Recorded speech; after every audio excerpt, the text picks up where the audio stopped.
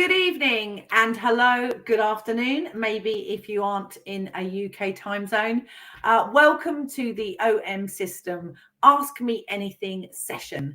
This evening, we will be covering everything macro. And we mean everything macro. If you have any questions about focus stacking or focus bracketing, maybe you want to talk about the new 90mm, maybe you'd like to talk about the 60 or the 30. We have some fabulous technical experts to help you out and lots of hints and tips along the way. So firstly, I would like to introduce you to our resident and amazing guru, David Smith. Who is our macro expert. Hey, David. Hey, Claire, how's it going? Yay, it's all good. Everything's groovy. Are you looking forward to tonight's session? So much. Obviously, like the good bug boy that I am raring to go on a bit of macro questions. Do love a macro question. Anything you can think of, David will be able to answer it. Our second technical expert is Michael Amico. Hey, Mike. Hey there. How's everybody doing? Hey, good to Mike. see you. Yeah, hey. Mike is from the USA, and so again, he's in a different time zone. I'm sure lots of you know Mike and Dax, but we've got a brand new technical expert. You haven't seen him on our English-speaking channels, but he hails from Germany. He's a fantastic guy. Welcome to Nils Haußler. Nils, lovely to see you. Good evening, everybody. Hey, so I want you all to give a warm welcome to all of our TEs. We will do a couple of quick hellos, but as always, these sessions, they fly by. The hour goes so quickly, and we do like to get through as many questions as possible. Now, with the launch of the 90mm, and some of you have already received your lenses, they have started shipping. You didn't have to wait too long, so we are desperately looking forward to seeing end user pictures. There's some incredible stuff out there on the 90mm from all of our ambassadors and people that have tried it. So lots of people to follow, but we will do a quick hello. Peter Hirth says, hello, Nils. You see, you've got some fans out there already, Nils, which is really nice. Kathy Twain, hi, Mike and gang from Kathy in St. Catharines, Ontario. Oh, hey there. Hey, that's really cool. We've got Denmark. We've got Derbyshire. Terry Day says, hello, Claire and David. Hello, Terry. Saw him on Saturday. So there's lots and lots of people. Oh, we got the Gaza. Hi, Gary from Dover. Met Gary on Saturday. So we won't, as I said, it's difficult to spend too much time saying hello. But let me tell you, it's hello from all of us to you. We are going to get straight into the questions, right? So I'm going to steam in. Because it's worth it, isn't it? Let's go straight for it. We have our first question from Scott Ditzel. How do I use non-Olympus macro lenses on Olympus bodies? I have an adapter. Most are older manual focus lenses. Michael, do you want to take this one, Mike? Yeah, I mean, with the adapter, it's nice and easy. Just pop it right on. Obviously, one of the challenges is going to be focusing. And so the easiest way to work with that is to use focus peaking. But there's a challenge there as well, because the camera is not going to know that you have a lens on that's a non-Olympus lens. So what you want to do is you want to map the focus peaking to one of your function buttons. And that way you could turn it on and off when you want to manually focus that lens. But that'll be the easiest way to utilize it. Shouldn't have any issues. Yeah. Perfect. Yeah. I mean, you know, we are so famous for macro, you know, the results that we get and the magnifications that we get that obviously it's always better to put an OM lens with an OM body because they're sort of perfectly sync and fit together. Sure. Using externals, there's lots of them out there. And if you have any more questions, please let me know. And I forgot to put that question on the screen. I'm going to get told off in a minute. So let's go on to the next question. Remembered this time. Ted Jez says, I am most interested in the working distances. Why has that disappeared? Sorry, I can't read it. There you go. I am most interested in the working distances from the front of the lenses to the subject, especially at 1:1 and 2:1, and also with teleconverters attached. So it's not necessarily a question. David, do you want to sort of start off with this? This is a big subject, right? Yeah, no, this is huge. This is obviously something working distance, because we've now introduced the 90mm. The objective about working distance is going to depend on what you're shooting. Obviously, we're really proud that the 90mm is going to give you loads of working distance and something that if you're not shooting at 1:1 like a butterfly, you've got tons of working distance. But if you really want to crush it down and look at those shorter distances, and normally we talk about that as 0.5 times mag, 1 times mag, and then 2 times mag. And then obviously if you put the MC20 on the 90mm, you're getting the 4 times magnification as well. It's actually not a difficult situation to think about. So if you're working within S macro on the 90mm, you've got access to 0.5, 1 and 2 times magnification. Okay. And then if you put the teleconverter on up to 4 times, at 0.5 times magnification, you're looking at working distance. And remember, that's from the front element to the first point on the subject that's in focus. That's going to be about 21 centimeters or 0.21 meters. All right. Then if you drop your magnification to 1 times or 1:1, you're working at about 8.7 centimeters. So that's a considerable drop then in terms of working distance. You're right down to here. Then if you push it that step further to 2 times, you're working at about 6.3 centimeters. Now, interestingly, it doesn't change if you put the teleconverter on. So if you then go to shoot at 4 times, you're still working at 6.3 centimeters. Yeah. Yeah. I mean, it's a good old, because obviously it's a good old, everybody will always talk about close working distances and things like that. And it is, again, it's one of those things, you can love the math. And if you don't like the math, a bit like myself, I just go out and have a play. Yeah, absolutely. Look, the biggest thing to remember is working distances are just that. If the lens physically can't focus because you're too close, you'll see that anyway. So if you're going to throw your camera and your lens into manual focus, all you're doing is you're going to get as close as you possibly can and move backwards until something comes into focus, if you can do that with your subject. But, if not, we can demonstrate it later on in the show. You can use the super fast AF. And if it hunts as though it's almost in focus and then stops, it's a sure sign that you're too close. Right. Exactly that. So, I'm 100% with David. Get out and have a go. And as I think I probably say this a lot, with anything that's creative, especially macro, which has a little bit more math to it, get out, try it, use it, practice, right? Exactly. And don't forget, obviously, as well, the key to that longer telephoto macro lens, the 90, is that you can take photographs of butterflies from 6 feet away. I know, it makes such a difference. Yeah. I'm really enjoying being that little bit further away, and I can't wait that now spring is coming in, because you don't want to be on top of your subject. You don't want shadow to cast across that your butterfly, for instance, flies away, and all that, allowing that extra working distance really helps taking pictures of things that could, fly off at an instant, right? Totally. Yeah, absolutely. Okay, let's get the next question. This is from, I've got to remember to put it up on the screen, from Chris Patmore. Question. Now, this is an interesting one. If macro is 1:1, then isn't making comparisons with 35mm full frame pointless? Micro Four Thirds, this case is literally a crop and merely fills more of the frame. What do you think, Nils? No, it's not a crop. It's another format. It's not the same like as 35 mil. Yeah, it's not a crop. We have a complete system developed in this format, new developed lenses, new developed sensor, a new flashback in the camera menu. This is totally different. Yeah. Right? Yeah. Yeah, I mean, we built the system from scratch, right? We haven't taken a sensor and cropped it. The sensor that you're getting, the Micro Four Thirds sensor, is giving you the full image, right? And that's what you see is what you get, right? It's normally go on. It's normally to make a comparison, but you're right, Claire. What you see is what you get, and we use our own system with own lenses, own technology since many years, since 2003. Yeah, exactly. And it is incredible that I know we're still having this full frame argument after 20 years of developing a system. Maybe Will it ever go away? Will it ever go away? No, I think maybe one day we'll have the full frame, ask me anything debate.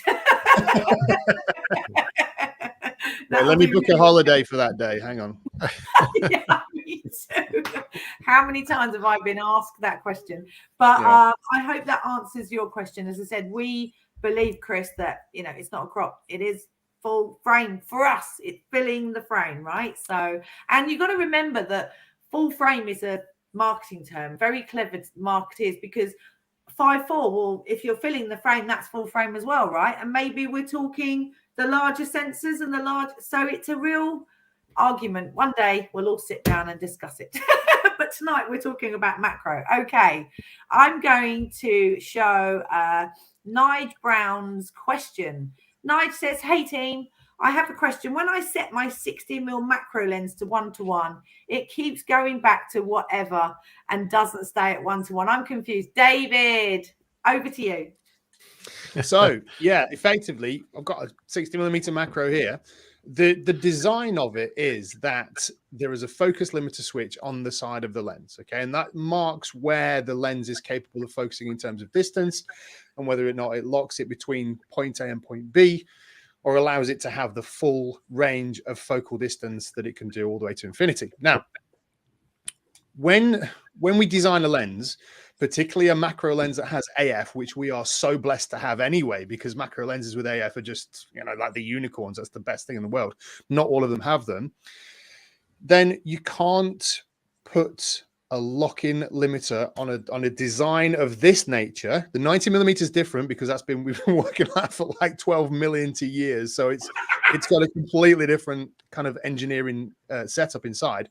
But the way that we've got the 60mm is that it was designed to have a 1:1 switch on the side that refocuses the lens elements inside to achieve that 1:1 reproduction on the sensor, which comes back to the argument of the fact that what we're doing is reproducing something life size on a specific size sensor. That's what 1:1 is. But then if you're using AF, it allows the lens to readjust those elements inside to come closer or nearer. So if we lock it down, and we used to hear about a lot of people holding it in place, like holding it in the 1:1 position and using AF. And if you listen carefully, you hear a little pixie inside grinding away because it's fighting against itself. So ultimately, the reason why it pops back is if you want to achieve 1:1, you're only ever going to achieve that at a very specific distance. There's no range at which you can achieve 1:1. So we're locking it off and putting everything into manual focus and moving backwards and forwards until it lands on that plane is your absolute 1:1. That's the purest way to do it. And that's why the lens limiter switch bounces back in a spring-loaded fashion. Yeah. So basically, when you're not at 1:1, the lens is telling you that you're further away than 1:1 and is coming out of the 1:1 area, right? Exactly that. The lens is giving you what it can do, given what you've asked it to do. So if it's in autofocus, it will then hunt for the nearest available point that it can lock onto.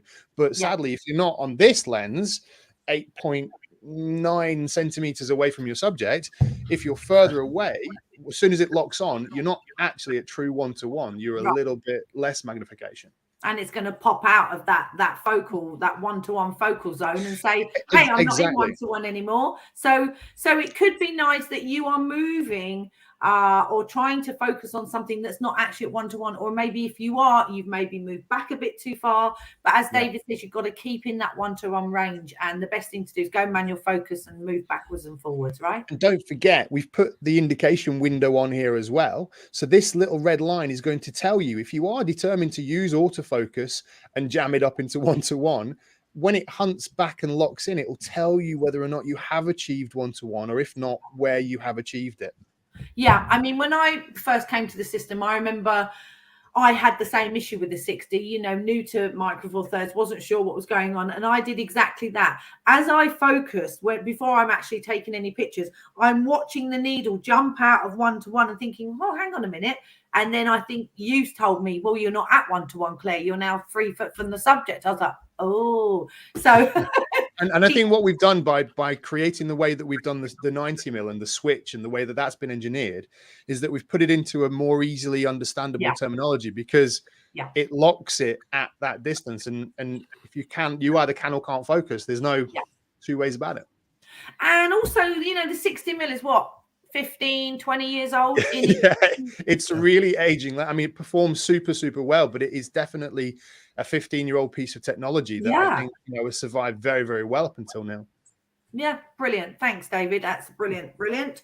Okay, I am going over to Deborah Hammond. Says, when doing a focus stack and the camera says busy, is that after it has taken up to 15 images, or can I move the camera while the busy logo is on the back of the camera? Mike, want to take this one? Yeah, I mean, you should be fine once it says busy. I mean, once it takes those images, you're good to go. It's actually busy because it's putting them together, right? It's stacking those images together, but it's already captured. Same thing with like a high res mode. Right. You know, once you take it, it's taken, it's just putting it together in the camera. It's already captured those frames. So you should be fine moving the camera while it's busy. Yeah, I agree. Yeah, there are lots of times when things like noise reduction, focus stack, high res mode, where the camera, the shot's taken, the shutter's done, it's just doing its thing in the background. So absolutely, as Mike says, when you're working and develop the images. Yep, it's just doing its thing. You'll be fine. Sure. Wonderful. Okay. Thanks, Deborah. I hope that answers your question. Okay. I am going to throw this one over to you, Nils. What do you consider to be the sweet spot for sharpness on the 60 mil and the 30 mil? I assume you mean in aperture, David. It's not so easy to answer for me. Right. I think this is a personal feeling.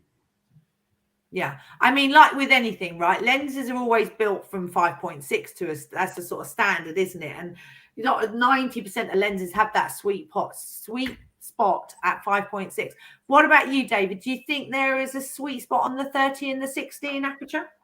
Yeah, no, I think Nils is absolutely right. There'll be a preferential point at which you shoot and you feel like that aperture is working its best for you. But I think it's probably really, really important to separate what's the sweet spot when you're using natural light and what's the sweet spot when you're using a flash accompaniment, because it will change. Light quality affects the sharpness and things like that. So for me, I'd agree with you. I'd say f5.6 on the 60 and the 30 are going to hit the sharpest point. That is, you can see that if you look at the MTF charts as well, that is kind of where it hits, and that's where it is on many Micro Four Thirds lenses. Anyway, many of our lenses are about f5.6. But I always found when shooting with flash with the 60 and the 30 that I could definitely hit premium sharpness at about f8, but absolutely no more. And I wouldn't shoot at f8 with natural light if sharpness was my main goal. You know, because you have to think about the light and stuff if you're not using flash. So 5.6 to f8, depending on which light I'd be using. Yeah, it's a really, really good point actually about the flash, because I was just steaming in with ambient light and my 5.6, but you're absolutely 5.6 ambient light every time. Every time. And if you're new to OMSYSTEM and you're new to the macro, new to focus stacking, sort of that's a really good point to start. You know, definitely I think a lot of people with focus stacking automatically open the lens right up as wide as it can, but actually don't necessarily need to do that when you're stacking. And I always thought a good, you know, starting point, especially when you're new, 5.6 is a really, really good place to start for all those macro adventures. Okay, let's have a look. Well, I'm going to throw this one over to you, Mike. David Stevens, hi. How do you program the lens function button on the 90mm lens? And in fact, on David, any lens, right? Yeah, any of the pro lenses that have the lens function button, it's actually very easy. So the function button on the lenses, it's LFN, right? It's just like any other function button on your body. It's just an extra one. The nice thing about the lens is you can put things like maybe focus stacking or, you know, something along those lines that helps you with control. Yeah, so something, you know, the 2 times digital zoom or things like that. But the way you program it is the same as your other function buttons on the camera. Once you go into either your super control panel or your main menu to the button function setting, you'll be able to actually go in and select that LFN from that menu, and then select whatever you want that's available to put on there.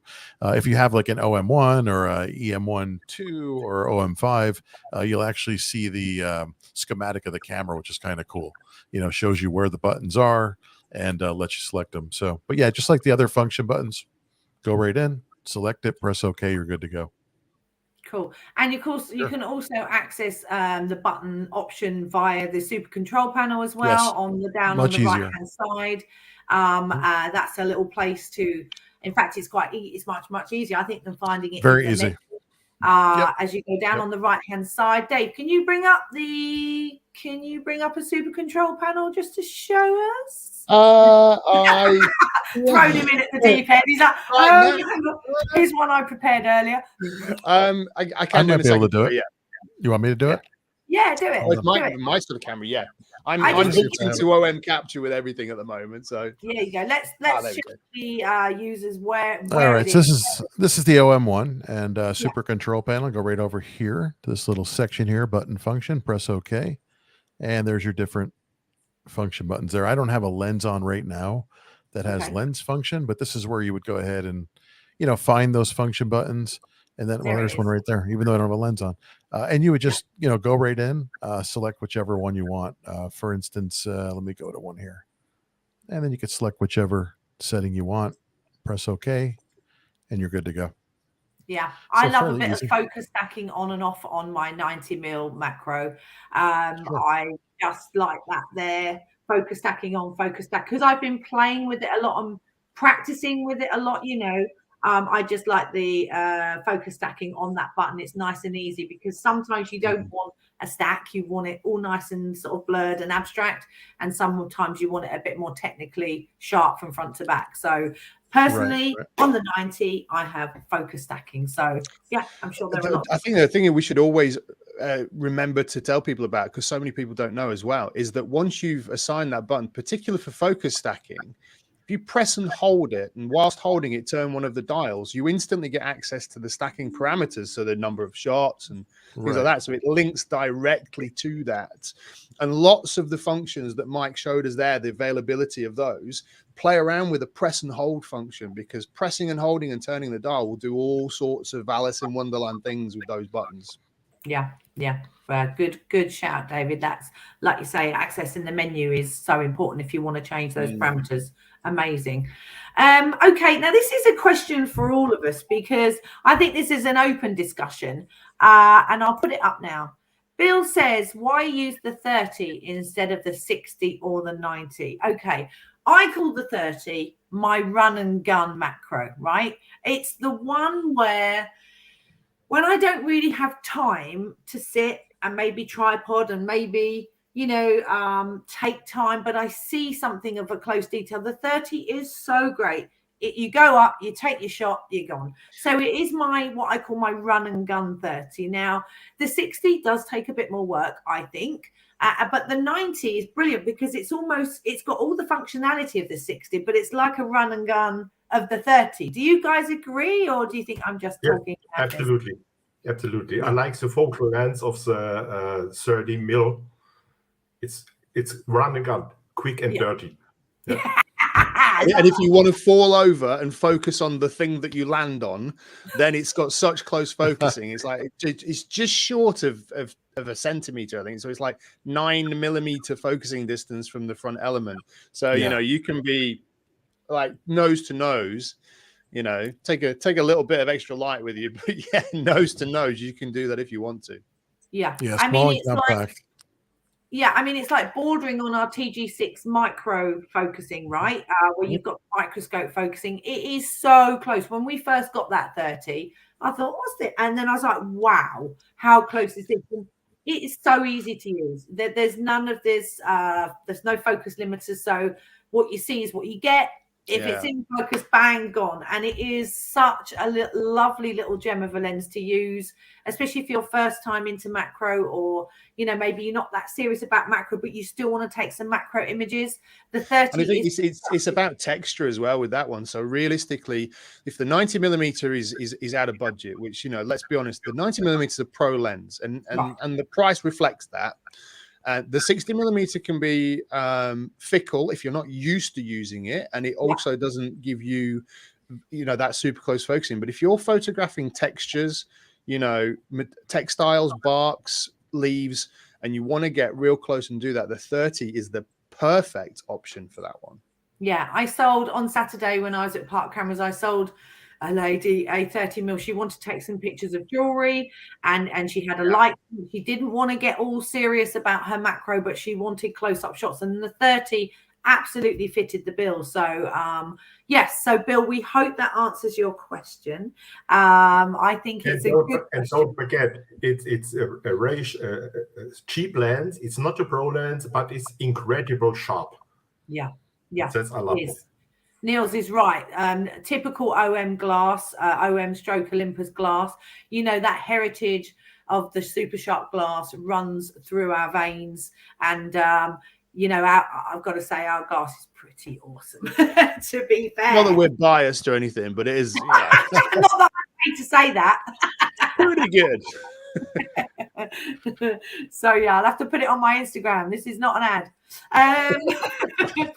Okay, now I'm going to go to Steve Williams. Now I'm assuming this is our lovely Steve Williams. Hi, Steve. David.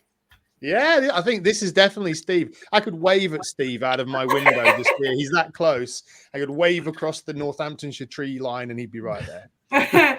So he does say, when using the STF8 flash on the new 19mm lens, is it best to use the diffusers? Well, let's talk about the STF8 generally. Who wants to take this?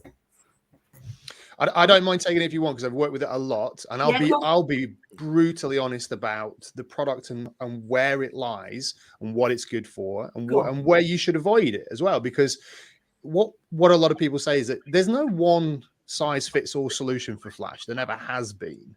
So it's really, really important to know that about the STF8. It works super well with the 90mm at all distances, up to about, I mean, I would definitely use the STF8 up to about 3 feet successfully. You know, I'd be quite happy with that in terms of flash output. I think what Steve's asking about the diffusers is, when you're using it up close, are we going to get specular highlights, really high point highlights from this? And the answer simply is, it depends on what you're taking an image of. You know, if you're going to be shooting lavender beetle, which is highly reflective, yeah, you're going to need extra diffusion, and you're probably going to need to put that in as a third party or a home DIY option. Okay, but if you're shooting things like, I was out the other day, if you're shooting wood lice, you can get away with. If you're shooting wood lice, they're not super reflective. If you're shooting the flora, they're brilliant with the STF8 because they're not super reflective. It's just when you get those subjects that have that high reflection that you start to see these really hot points. And the reason for that is because those heads are right at the front of the lens. And it's just about managing your expectations of what you can shoot with what flash, I would say. Right. Yeah. And it is very interesting that, David, because like you say, you do a lot of flash. My macro tends to be ambient light. And, you know, it is a big subject because obviously you've got the STF8, you've got the FL700, you've got the FL900, you've got loads of independent LED type ring flashes out there as well, or not even flash, like constant light. So it is quite a big field of comment, isn't it? Yeah, no, absolutely. And this is the key to it, right? Because ultimately, the closer you put your flash to your subject, the more likely you're going to get hotspots. That's the simple physics of it. And we work really well when we're looking at something like FL700 WR through a diffuser. There's quite a bit of distance. There's about that much distance between the subject at its nearest, and there could be more. But if you think about STF8 heads, you could be that close to it, and you just need to manage that. Now, I've done it before where we've taken pieces of what is it, polypropylene, you know, like the plastic that you can fold over, and you can make a loop But again, if you're shooting super close, you have to manage your expectations of how you like that anyway. And this is I think this forms part of the education now, where because we've never had a lens that hits this close, you've kind of got to re-educate if you're not used to it, or you've got to go and research how to do that with flash now. Absolutely. But we're there to help, obviously. Yeah. So what have you been, I mean, I'm going to throw a random question. So what have you been shooting with the 90mm flash wise, David? Have you been sort of using FL700 and a reflector, or? So mostly, I would say 90% of what I've shot with it is FL700 WR, because it's my favorite flash at the moment. Between that and the FL900, because it's a little bit lighter, and it's also it's RC as well. It's wireless, you know, and I can transmit if I need to. Plus the menus are a bit easier to handle as well on the FL700. And I've coupled that with a kind of an overhead diffuser, and I have shot maybe another 5 to 10% of stuff with the STF8 with the bigger ring on the front side of that at 2 times, but it's all been very matte flora subject matter, like, you know, lichen, lots of lichen with the STF8. That's really, really good for that because they're not super reflective. Bark material and some white-legged millipedes as well, because they sit in the bark and they're a little bit shiny, but not too bad. Right. Okay. But 90%, it literally has been FL700 WR, because it is the easiest flash to just, like, you know, you like the 30mm run and gun go. FL700 WR, I can set that up 1/250th of a second, and now with the 90mm, I'm either shooting at F8, F10, or believe it or not, F16 on some stuff. Oh, wow. Yeah, really, really step down, but then just go, and the flash will just copy me what I'm doing. I put it into TTL and I go, and that's it. Yeah. I mean, the one thing that always amazed me about our flash guns and focus stacking is, you know, if the camera's taking 15 shots, the flash will fire 15 times, and people don't realize that it will fire every single time that the shutter is opened and closed. And the technology in that alone is just blows my mind. You know, the fact that they talk to each other so amazingly. So even if your batteries are slightly, you know, on the way out or whatever, you can put your charge time up, you know, and things like that. So it's such a great system to talk to each other. You very rarely get any failures because of that, right? Exactly. I think the one key thing to point out is that if you're going to just go and take single shots, the TTL or the auto flash function in the flash is absolutely fantastic. If you're going to do focus stacking or focus bracketing, you do need to remember that the flash needs to be then manually inputted, but it's a very simple system to do. You press a button and turn a dial to turn the power up and down, and you take a test shot. And then once you've got your light right, like you said, the flash will go off with every shot. And if the flash recycle slows, so if you get that kind of of the flash going off, but then all of a sudden the flash goes, wait a minute, I'm not quite ready. The camera goes, yeah, okay, I got you. I'll wait a minute. And then it will go at the same time. So it's such a clever system. Oh, it is so cool. I always, when I first saw that, I thought, wow, that is like wizardry. So yeah. David, I think that's brilliant. Okay, Mike, I'm going to throw this one out to you. If I use focus stacking at 2:1, how does this affect the step size? Are you talking like the distance when you're doing your focusing as far as the step size, or am I missing that? Don't know. I think that's what do you guys think on that? Differentials here. Are we talking differentials, do you think? I mean, 2:1, and 2:1, you're super close. So I mean, it's a tough one. I mean, the focus stacking, I'll be honest, I don't do it a lot, but there's a lot of trial and error with it as well. The way that it works, and if we're talking about the wide and narrow, it depends on everything from your aperture to what you're trying to achieve with it. So it's really trial and error. I don't, if anybody has anything to jump in to be specific. For me, focus stacking, as well as focus bracketing, doing it within the camera, really there's a lot of play, right? There's a lot of different scenarios, a lot of different things you can do. And that all boils down to anything from your aperture, the lighting you're using, you know, your distance, all that. So, but I can say that shooting at 2:1 on something like a coin it's fantastic to use that on there and to have like a light off to the side and give you that shadow to grab like the text and all that. And really it's a matter of then deciding what you want in focus, where it's going to be, taking a couple of test images. But that's a tough one. It's tough to know how that'll affect it. Anybody else have any? Yeah, do you know what? Let's talk differentials, David, Nils. I mean, it's tough. Such a big. There is no rule, is there? You can have guidelines as to how you want to start. Like I would start 5.6 with my differential in the middle, see how I get on. But it is so dependent on aperture, subject, distance, the lens you're using. I mean, there's it's if you built a chart to give you differentials for the book would be this big.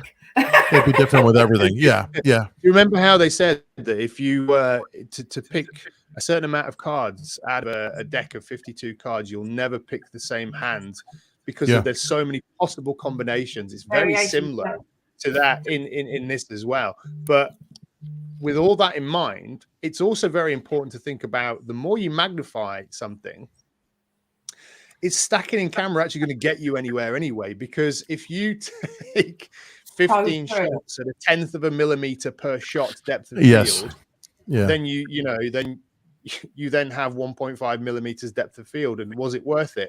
Or is that the stage? Or is that the stage where you go, now it's time to bracket, and I need 500 shots? Because again, it's managing your expectations of that. I did some the other day with a customer in a store. And we took 40 shots. And when we measured what the approximate depth of field was, we were looking at about 4.5 millimeters of real world depth. Yeah. And because we were shooting at 4:1 with the teleconverter on there, really pushing the boundaries there, so that's the thing where you have to step in with that. Yeah. Sorry. That is true. No, it's okay. I always start testing with step size 3 and change to 4 or maximum 5 and go forward. But I feel this is for the beginning the best practice. And there's a surefire tell as well. If your step size is too wide, the resultant image is going to have focus bars in it. So you're going to have these lines across your image where the depth of field didn't quite cross over per shot. So that's a tell. But then it comes down to what Mike summed it up. It's trial and error. Get your little notepad out, make a note of the settings that you're using for which subject at which distance. And then it starts to become a memory process as well. Right. And so you'll know next time. Yep. Yeah.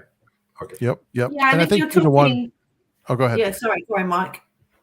I was going to say, and going back to the 2-to-1, like David said, you're so much closer. You're so much more magnified that it's that much more finite in those steps. So yeah. I'm sorry, Claire. Okay, let's hope we answered that question for you guys. I'm going to throw this one over to Nils.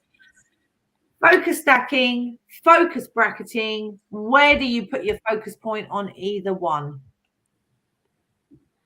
I always, it's my opinion, I always put the focus point in the middle of my object, and when I use stacking, the camera starts with 2 pictures in the nearest and go forward to later on in the infinity.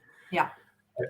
And when you make focus bracketing, the camera starts at the nearest point and go back to infinity. So please set the focus in the middle of the real subject. Yeah. You get it absolutely spot on. And it is as simple as that. Stacking, put the focus point in the middle because it's an automated process and it needs you to start in the middle. With bracketing, you'll have a much more manual control. So you want your focus point at the beginning or the front of your subject. And it's as simple as that. Absolutely as simple as that. It's a simple rule. And very, very good. Thank you very much. Okay, we are carrying on. I hope you guys, have you got any more questions? We've got 40 minutes in. We're doing really well. Wow. There's lots of questions. I'm going to go over to David for this one. And this is from Noel Alfonso. Says, when you do a focus stacking of 15 photos, the camera takes 15 RAW and a JPEG, and is there any way to only take raw and basically not have the JPEG at the end? Well, I mean, there is a really simple answer to that. Yeah, there's a really simple answer to that. And now in the stage of technology and processing that we're at, no. But what is interesting is that we will have people that will remind us when we first introduced focus stacking in camera, years ago, as one of the first to do it, you could select JPEG only, and you didn't have all the RAWs in the background. Through what we try to do as a company, as you guys all know, is that we try to talk to photographers and get their feedback and see the people that are working primarily in these areas and what they say. And the sort of resounding answer was, when I do focus stacking, I kind of want the backup of the RAWs. So exactly, it was more intended as a backup. So yeah, you're going to get, let's say, for example, 15 RAWs. You'll get your 15 JPEGs alongside of that, because the camera is producing those as in a compressionary manner to give a comparison for that final one. Yeah. Okay, so and that's literally the reason why. So the short answer is no, you have to have all those, and the long answer is it's because of the processing comparisons that are necessary for that final shot. Yeah, and I think R&D have gone in the right way, because if you could only have the JPEG, obviously you and we all know that a JPEG is a much smaller file. It's much harder to work on if you want to change any of it. So, my point is, if you don't want the JPEG, then focus bracket, because focus bracket will only give you the RAWs if that's how you've got your camera set up, and then you won't get the processed JPEG at the end. So there are options to only have the RAWs. Don't stack, just bracket, right? And then we get a lot of people so a lot of questions that I get asked is, will we ever get to a stage where we can bracket? And then once we have 20 bracketed shots, can we then at a later date select all those in the memory card and the camera will stack them in camera? That's something that people ask for. And that would be amazing. We're not there. Right? Just to make it clear, we're not there. We can't do that. But it does come back to this, how many we're taking. But there is everybody's workflow slightly different, and depends how deep you are into this. So we always have to try and find a common ground. So sadly, at the moment, you can't just have your RAWs and a finished JPEG. You have to take both RAW and JPEG. Yeah, and I think this is the best way. You've got both options this way, right? It means you've got the JPEG if you want it and put it on social, but you've got the RAW to work. Well, that's it. We live in a society of, I want to share that 5th image because that was actually a really good single image, but I also want that last image, and I need them in JPEG because I want to send them straight away. Right. And the other question is, I know I get asked a lot, I don't know about you guys, is when are we going to have high res and focus stacking together? And I'm it is a kind of a way to do it, but not in camera.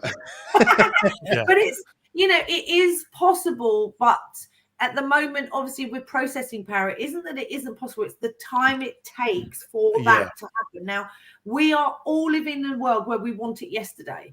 And if you have to wait 20 or 30 seconds for an image, you're not going to be pleased. And so I would imagine that this technology is there, but at the moment the processor would need to be this big to enable. It's a bit like the electric car. The battery needs to be this big as well, because it's a huge power output. And also what people forget is, the longer a CPU is processing, the more heat it's generating as well. So it's a fine balance, isn't it, at the moment? Yes, but it's one we hope to see in the future. Yep, we all do. Sorry, Tokyo. Okay. Right. Joe Myers. Now, we covered the lens function button, so let's go back to you on this, Mike. Is the lens function stored on the lens or the camera? Will I need to change it when I change my lens, or will it remember what I want for that lens? Oh, interesting. I know it's stored on the camera. I don't know if it's stored on the lens. That's really interesting. I've never tried that. No. I don't believe so. No. Only on the camera. Yeah, so if you put a lens on another camera, it's whatever you set it at. Yeah, okay, that makes sense. So no, it's stored on the camera and not the lens. Thanks, everybody. That's cool. Okay, Nils, I'm gonna throw this one over to you. What's the lowest shutter speed you are comfortable with using with the 60mm? That's a loaded question because it depends whether you're hand holding, tripod. let's talk hand holding rather than tripod. What do you think?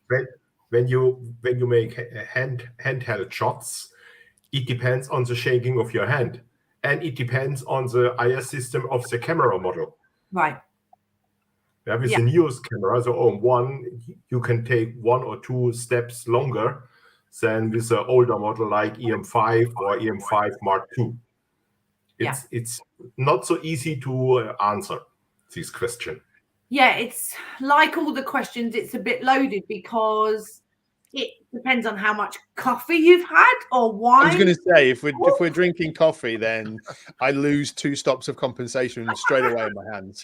And the other thing, a good tip is to press the shutter on your breath out rather than pressing your shutter with a full breath inside, because when you have full breath inside, you're having that holding position, and yet when you breathe out and then take the shot, you're much more relaxed, and that again can give you a couple of hundredths of a second extra holding.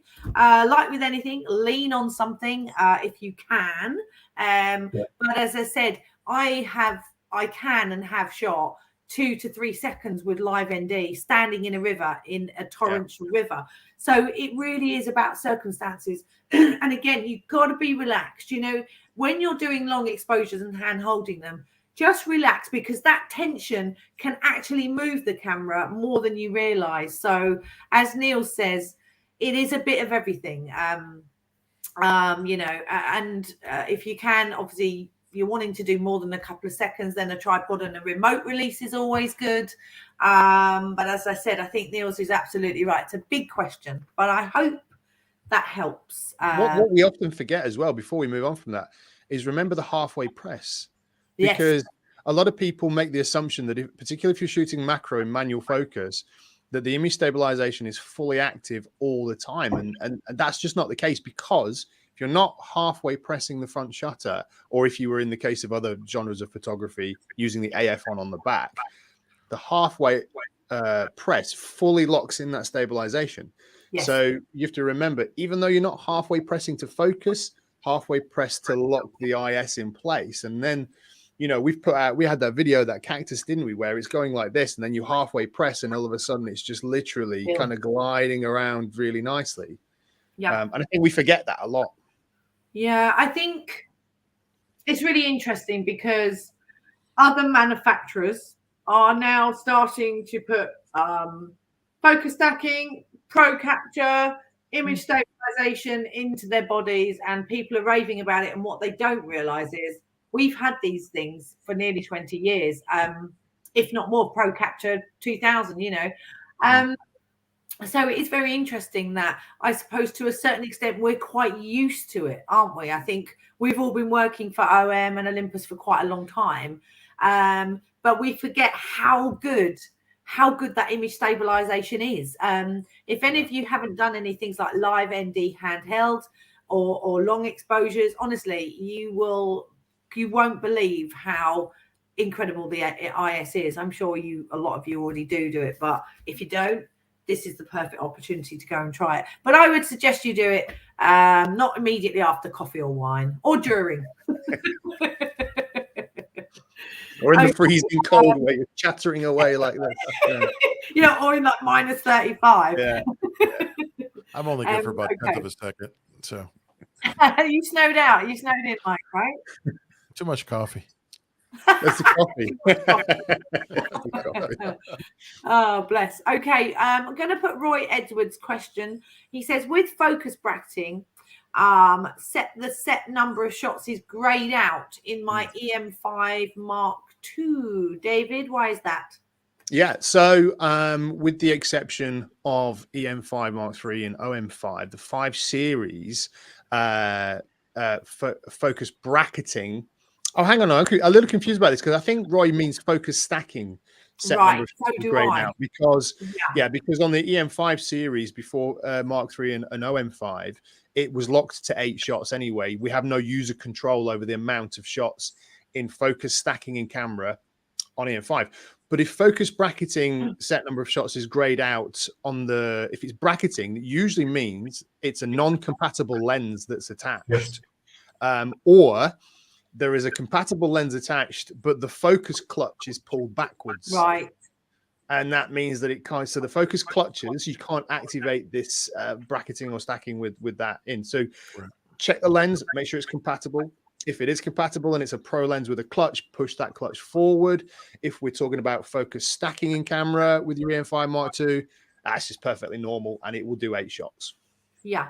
Interestingly, I'm going to throw something out there. So it's important for people to know that when the camera is in focus stacking, basically the camera wants to autofocus, right?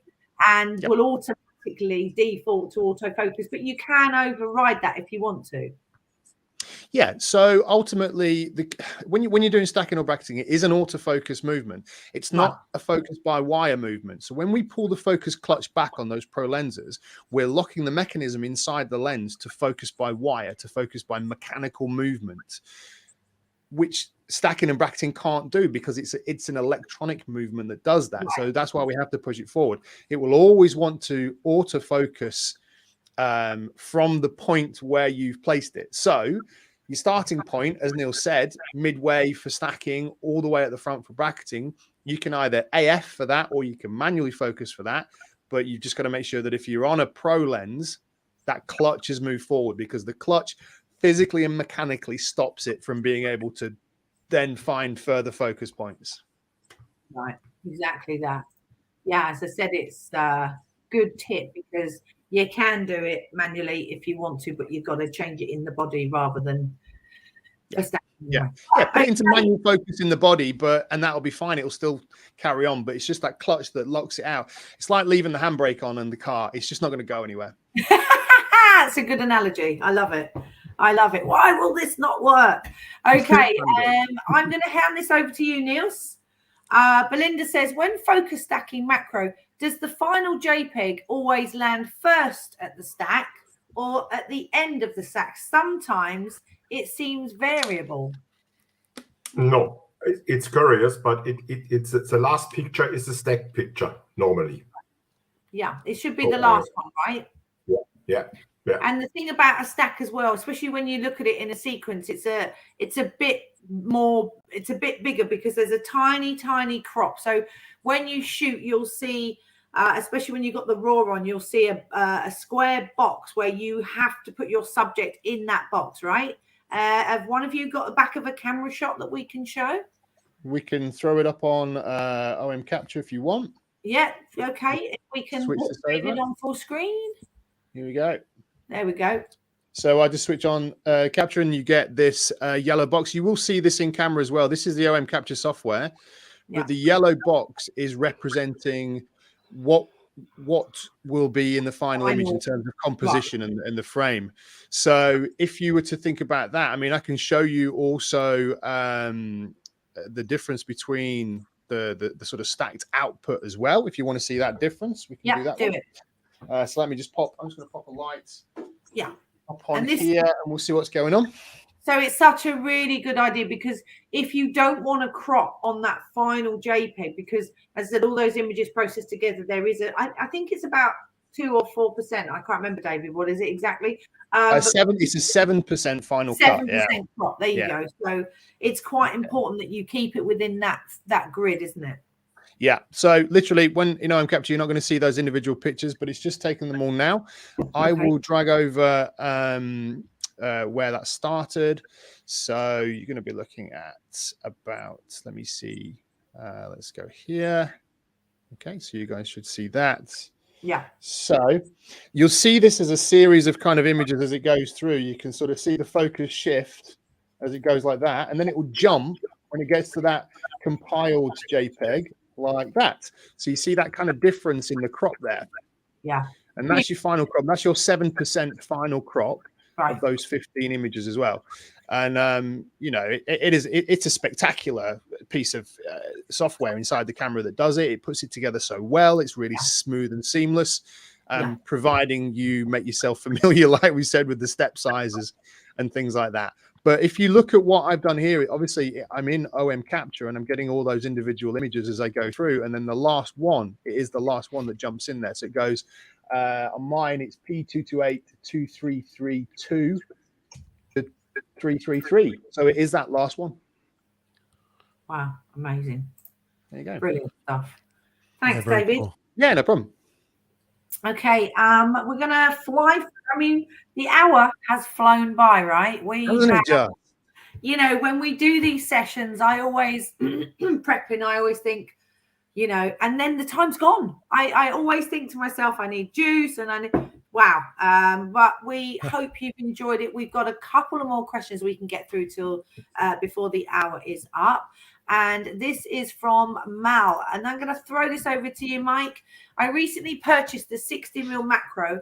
Where can I get some good informative tutorials? They are everywhere. Yeah, I mean, yeah, pretty much. I mean, you do a search, you'll find everything. But a great place to go is actually our website. Under the learn area of our website, there's some great articles from the ambassadors, from some of the techs, and even down to the 60 macro, you know, switch on the side from Chris McGinnis. So there's some really great items out there for you to look at. Some of the blogs on the ambassadors' websites are good, but a lot of that stuff you can get from our website and kind of go from there. So a lot of great information, and you might find some stuff right on our YouTube channel as well. So, but any of the macro classes will have the 60 within there for sure. I think we've pretty much catered for however it is you like to get your education. On the OM System Learn Center in the States, they've been building this page for many years. There's so much incredible stuff out there. If you want to and if you want to head to the YouTube channel, I think David has done quite a few sessions on the 60 again. On there. Yeah, quite a few. And there are all the European languages. There's some in German, there's some in French, there's some in Czech, there's some in Spanish. I mean, I'm going to list all the European languages. We'll be here quite a long time.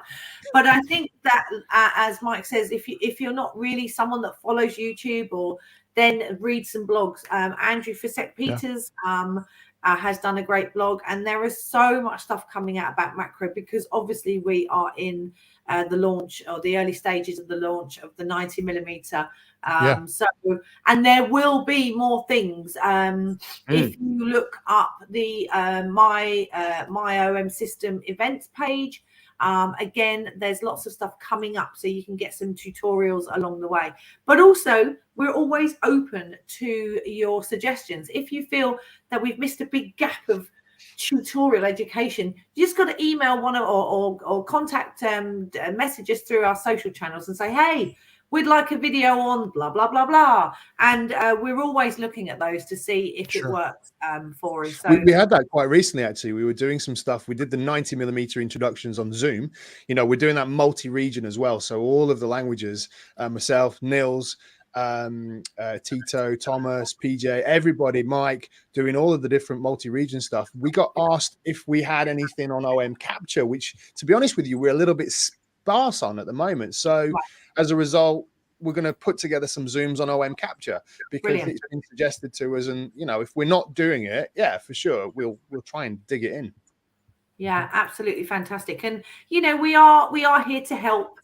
We do know that there's a lot of information on the camera. There's lots to learn, but, you know, this is a lifetime of love and passion of photography. So you'd have to learn it all in one go. My suggestion is take what you love first, and then, you know, I know so many people that are wildlife photographers that now do macro, that now do live ND, that didn't really do that other stuff. But with the OM System products, it makes it so easy to just sometimes step out of your comfort zone and do something a little different. Sure. Yeah. Wow. I have got to tell you, we are at the time. I just want to give you one question from John, which is really interesting, because you know, we do only have an hour, but it says, great show, consider making it longer, because there are so many questions. Now, it is difficult because obviously the time zones, and in Europe it's now 9 o'clock, and obviously for here, us in the UK, it's 8. What time is it in the States, Mike? It's 3 o'clock. Okay. So we do try and cover it. And as I said, we will, the longer sessions are always a little more difficult, but, you know, wait until next one. We've got a brilliant one coming up next month. A few things to say. So yeah, as we said, the 90mm has started shipping. You've got all the links that are in the feed for all the information that you need to go to. Want to say thank you to Alicia and Tito, who are in the background tonight, and they're there. You can't see them, but we're smiling away. I want to say thank you so much to Nils for his first time on Ask Me Anything. He will be back, and so will David and Mike. And thanks to you guys for joining us. We look forward to seeing you again soon. Take care. Thank you, Claire. Thank you, guys. Thanks, everybody. Bye, everybody. Have a nice Take care. evening. Bye-bye.